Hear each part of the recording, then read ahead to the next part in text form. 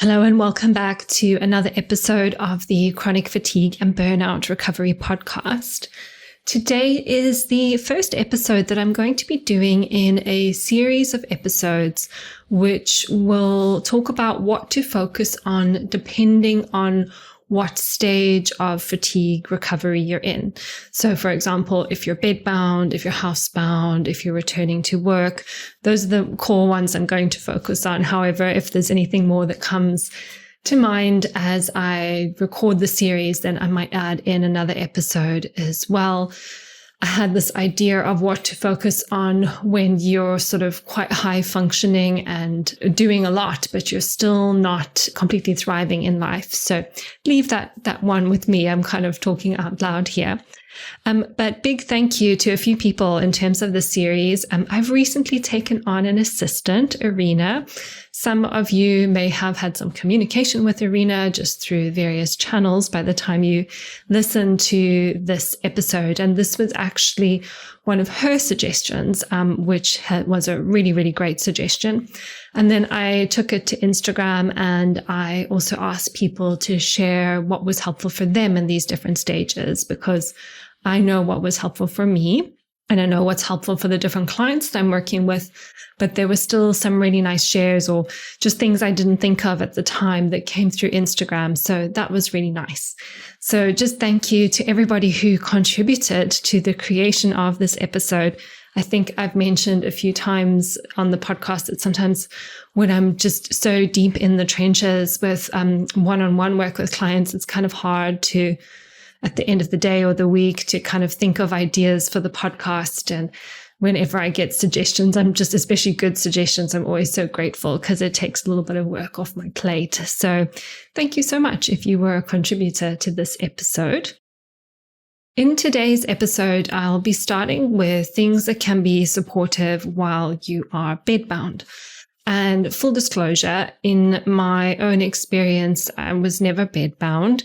You know, we all have days where we just feel like we can't get out of bed, but for the most part, those were few and far between, which obviously I'm very grateful for. I do work with people who are bedbound, so I have some insight into their world and their experience. And then obviously I also have the lovely shares from the people of Instagram who also contributed to some of these ideas. So when it comes to being bedbound, I've got different things that I will share with you about what could be helpful. But the very first thing that comes to mind for me, based on experience working with clients, is to support your nervous system. You know, there's obviously many reasons why people end up bedbound, and it's not for me to say on this podcast exactly why that may have happened for you. Your story is unique to you, and everybody's story is different. However, my interpretation through the felt sense of the clients who I have worked with who have been bedbound is it is often a reflection of the shutdown in the nervous system. So if you've listened to some of the other episodes I've recorded and talked about the nervous system, if you've listened to or watched, shall I say, my Getting to Know Your Nervous System workshop, if you have been taking my Nurturing Resilience course, then you will know about the different branches of the nervous system. So we have the dorsal vagal branch, and then we have the sympathetic nervous system. And what we're really kind of embodying in more of a bedbound state is that dorsal shutdown, collapse branch of the nervous system.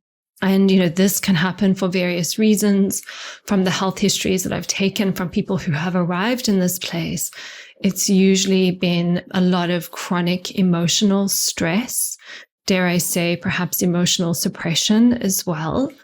And, you know, there can be other physical things. Sometimes it is a physical thing like a virus, which just tips the scales, or a vaccination, which just tips the scales, or something else very kind of physical that happens, which tips the scales. But often there can be a long-standing history of chronic emotional stress.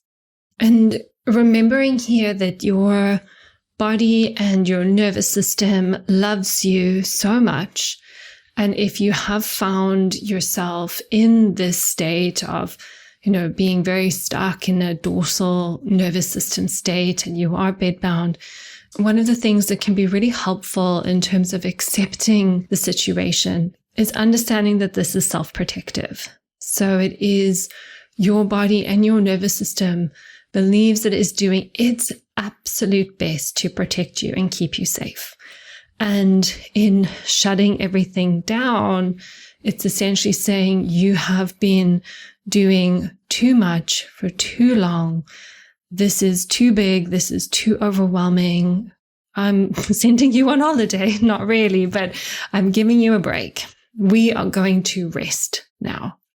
This is why supporting the nervous system can be really probably one of the most important things when you do find yourself bedbound, is because we often have to give ourselves and our system all the nourishment that it didn't have before. Not because we were being intentionally neglectful, but because we didn't know what we needed. And I always say that the journey of healing is really a journey of attunement to ourselves and connection with ourselves, so that we can really understand what we need and tend to the unmet needs that have perhaps been playing out for a lifetime. And when we are able to really stop, or shall I say, when the body stops us, we have got no choice sometimes but to go inwards, however uncomfortable that might be, because sometimes the body is not a comfortable place. But through this journey inwards, we can really begin to create this relationship with ourselves, and a relationship of self-connection and self-nourishment in a way that we perhaps never would have otherwise. You don't have to be bedbound for this relationship to begin or become initiated. I think this is often the case for many people who go through this journey, whatever their state of health. But when you are lying in bed 24/7, we often have nowhere to go but inside of ourselves. So it can be a really beautiful opportunity to build that connection with self. It's not really appropriate for me to share specific details about specific cases, but I do one-on-one somatic work with clients who are bedbound. Sometimes they will do the somatic session lying down. And it's actually been very beautiful and very profound working with clients in this way, and really witnessing as their nervous system slowly starts to wake up again. So often there can be a lot of shutdown and disconnection and emotional suppression, which is all self-protective. And as we continue together and as we do the work together, it's like little pieces of the body start to become alive again. And, I always say to people, this is going to be a slow process. You're not going to see big gains in the first few months even. So give this 6 months. But little by little over that time, you really do see the nervous system starting to wake up and come alive. And I also want to be really clear that, when I'm working with people in this way, they're not coming to me and saying, I'm really shut down. I'm really disconnected. I've got so much emotional suppression. Can you help me with that, Anna? That's not the conversation that we're having. Often it's a lot of unconscious emotional suppression, unconscious shutdown that the individual isn't even aware of until we start to do the work. You could be saying, oh, that's not me. And it might not be you. But I would also ask how you know. And that's a question I love to ask my clients. How do you know that? What tells you that? My clients who are listening to this will probably be like, oh, yes, she always asks the hard questions.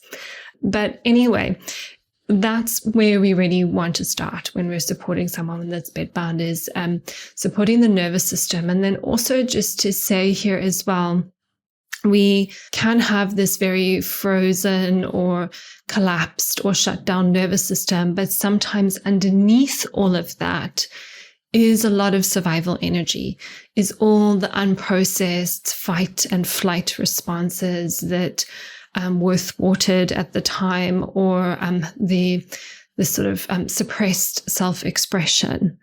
And as we work through the dorsal or the free state of the nervous system, sometimes there can be more activation. And sometimes people will complain of feeling more anxious or more anxiety. Sometimes there's a difficulty distinguishing between joy and anxiety or fear. So as we begin to work on the nervous system and some of the more activating sensations begin to awaken, we also want to and need to have capacity to manage those. And so this is where, it can obviously be helpful. I've spoken about this in previous episodes, to do calming things. And we definitely want to do calming things. We also need good rest. But we don't want to just be doing yoga nidras and just be doing meditation and just be doing really calming things that don't also give space for the activation underneath the freeze. So you can listen to other episodes that I have done on the nervous system if you want to learn a little bit more about this. Of course, if it's within your capacity while you are bedbound, you could also do my Nurturing Resilience subscription, which is a self-study course. You might be mentally okay to do some self-study from bed. You might not be at this stage, but if you do have some capacity, that could be a really good option for you to work through, to just work more with your nervous system and also learn how to work with activation in the nervous system over and above just calming exercises like meditation and yoga nidra and breath work. So the other thing that we also want to think about while we're bedbound is acceptance. I mean, any chronic illness brings with it incredible loss. Loss of the life that you planned, loss of the old self, loss of perhaps a job, loss of relationships, loss of friendships, just loss on so many different levels. And when you're bedbound, you lose so much more because you literally have your life shrink to being so incredibly small. And we need to make space for that grief. We need to make space to grieve all the losses, irrespective of where you are in your journey. We need to make space to grieve all the losses. And through giving space for the grief, which means giving space for emotions, which means connecting to your system and to your nervous system and having tools to process the emotions, then we can eventually, and you can't rush it, move towards some sort of level of acceptance. Like, this is where I am now. Like, this is the situation. I'm here. And it's absolutely okay to feel angry about where you are. It's absolutely okay to feel fear and frustration and hopelessness. All of those emotions are completely valid. And with somatic tools, we can hold space for those emotions.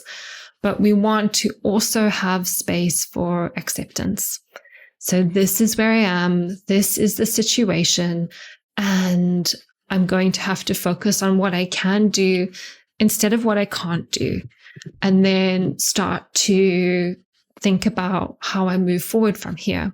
And in some cases, people may need a lot of rest in the beginning. Obviously, some people can't sleep, and then some people just feel like they need to sleep all the time. If you're somebody who just feels like they need rest and sleep, I would just encourage you to take it. And there can be a fear of, like, how long is this going to go on for? If I just rest and sleep, I can't do that forever. I need to get my life back. And obviously there's this delicate dance between just honoring what the body needs in the moment and then trusting that there is a rhythm to the body. And then as the body's rhythm restores itself, there will be a turning point where we feel that we don't need to rest and we don't need to sleep as much anymore. And we might be ready to think about other things. If you're somebody who can't sleep, then I would say you want to be able to have some sort of sleep rhythm that you restore, even if that requires in the short term medical intervention just to get you sleeping. That might be what's needed. But working on your nervous system is also something that's really going to help with sleep, because often it's all this unprocessed sympathetic activation that needs to be discharged, which is impacting sleep. And this is where the Nurturing Resilience course or somatic experiencing can be really, really helpful. So we want to, allow space for that rest as needed. But then eventually we're maybe going to start to come out of that rest. And depending on the personality, there might be a tendency to want to fix the situation. And I would still say to go very gently and honor the pace of the body, because if we rush ahead and we try to do too much too soon, that can potentially work against us, because the nervous system might clamp down and shut down even harder if we try to go at a pace which is a little bit too quick. So this is really a tricky one, because a lot of people arrive in this state because they have been disconnected from their bodies for so long. And so I could say honor the needs of your body, but a lot of people just don't even know what that is and what that means. And in fact, the journey of healing is coming into better connection with self, so that you can honor and you can listen and you can attune to yourself. And that takes time, and it's a process. So we really just want to give space and then focus on what we can do. It's obviously, situations can be tricky. It's really helpful if we have the support of loved ones around us. Not everybody has that, but if you do have supportive loved ones, that is an extra bonus. And then you could also just begin to very gently engage with recovery stories to build hope. So if you have the capacity to listen to something, Raylan Agel, who I've interviewed on this podcast, has a great YouTube channel with lots of recovery stories. Now, even if you just listen to a recovery story in bed with your eyes closed, then that could really help to, even if you're not ready for change and ready to mobilize energy to address your health right now, just by listening to the stories, you are potentially sending positive messages to your nervous system that recovery is possible. And this is not going to be forever. This is just how things are right now. So that's kind of what I wanted to say about kind of the overall situation of being bedbound from a more of a nervous system perspective. There are more practical things that you can think about as well. So services and supports that you may find beneficial in these early stages could be some sort of meal delivery service. I'll talk a little bit about like physical things in a moment, but it obviously can be really hard unless you've got like an incredible supportive family or partner who will cook you special meals to a particular design. I wouldn't put too much pressure on yourself at this stage to follow any specific dietary strategy, obviously, unless you are like celiac and you do have to avoid gluten or you have specific allergies. Those things do need to be catered for. But there's no shame in just relying on imperfect meals, ready meals, meal delivery services, meals delivered by family members, even if they aren't as healthy as you would like them. We have to give ourselves some grace when we're in the situation. And I think the more distress one can have about, oh, I'm not eating the right thing, or this thing is not good for me, that just creates more unsafety in the nervous system, which is the opposite of what we're trying to achieve. Then you could also, for example, have family members who come around and clean or help with household chores, even, neighbors, or even a paid service that could come in and help, budget depending, to help you with some of those practicalities of the day to day. I know a lot of my bedbound clients, like even getting up and going to the bathroom is a really big deal. So, there are things that you could think of, like, for example, shower stools and things like that, but that may even be too much when you are bedbound. So in terms of physical support, I do think it's important if somebody is bedbound to make sure that they're not living in mold, because if you're stagnant in a moldy home and say it's winter and all the doors and windows are closed, that's not necessarily going to be the best environment for you to get better and thrive. So you could listen to the mold episodes where I talk about mold testing. The specific test you could get is the ERMI, which is the Environmental Relative Moldiness Index, just to check that you are not spending all your day in a moldy home. Easy things that you could look at from a nutrition point would be like electrolytes. You can add electrolytes to the water that you're drinking, and that could be potentially really beneficial. With clients I've worked with who are bedbound, we have looked at nutrient deficiencies. You can do urine testing. So provided you have enough energy to collect a urine sample, then we could look at nutrition deficiencies. And I have seen with clients, it's not usually one thing that makes a difference, but sometimes it's a little bit of everything that really helps, and addressing nutrient deficiencies can be supportive. I do think blood sugar management is helpful, but as I've said already, you do have to give yourself some grace with your diet at this point in time. That may come later, or that's something that could be refined later as you become a little bit more well and you're able to move around and maybe cook for yourself, that type of thing. And I've mentioned already about the importance of really giving yourself the space to sleep and rest, especially in the early stages. You might just need to surrender to that dorsal state of the nervous system. But as time goes on, you could potentially just consider some very gentle movement in bed, even just things like moving your ankle joints, moving your wrists, moving your head side to side, some very gentle stretches, very gentle movements. We need to get the body moving again. And especially if the nervous system is in more of this dorsal state, movement is what brings it back to life.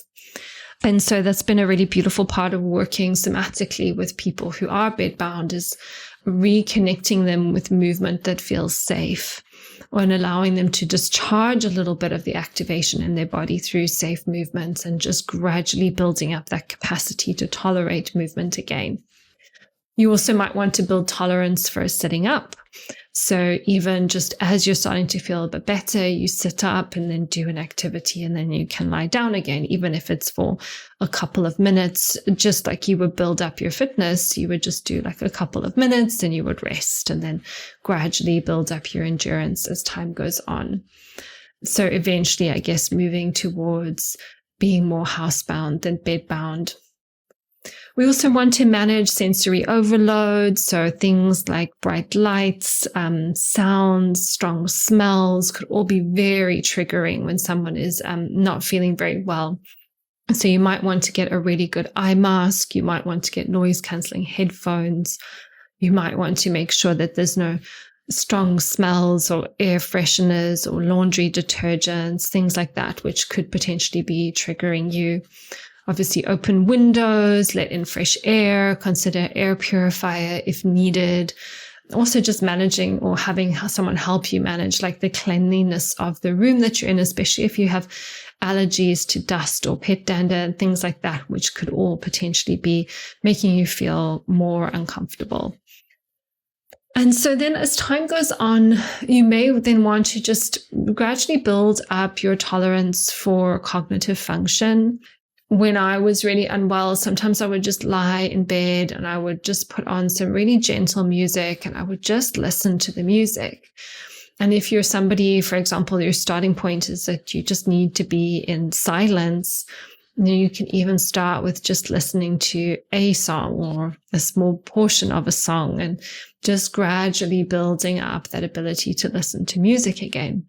And then you can add in other things. So for example, starting to read, even if it's just one paragraph, you have to start where you are.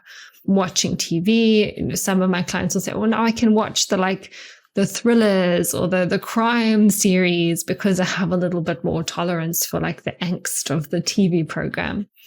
Listening to podcasts, it doesn't have to be like a information podcast. Sometimes you can just listen to like easy listening, chatty podcasts. Maybe potentially having visitors come round and just being really clear on the boundaries. Like even if it's just for 10 minutes, like, yes, you can come and visit. My capacity is 10 minutes. When I say you need to go, you need to go. Or if you're not ready for visitors, it could just be a telephone conversation. I had one client and I just said, is there a good friend who could call you and they know they mustn't speak to you for more than 5 minutes, just so you can build up your listening capacity and your conversation skills. And again, as you're perhaps able to sit up in bed, you could then consider things like creative projects like knitting, hand sewing, cross stitch, crossword puzzles, Sudoku. So all of these things are going to stimulate the brain. And there's a time for rest and there's a time for just shutting out all the stimulation and all the sensory overload.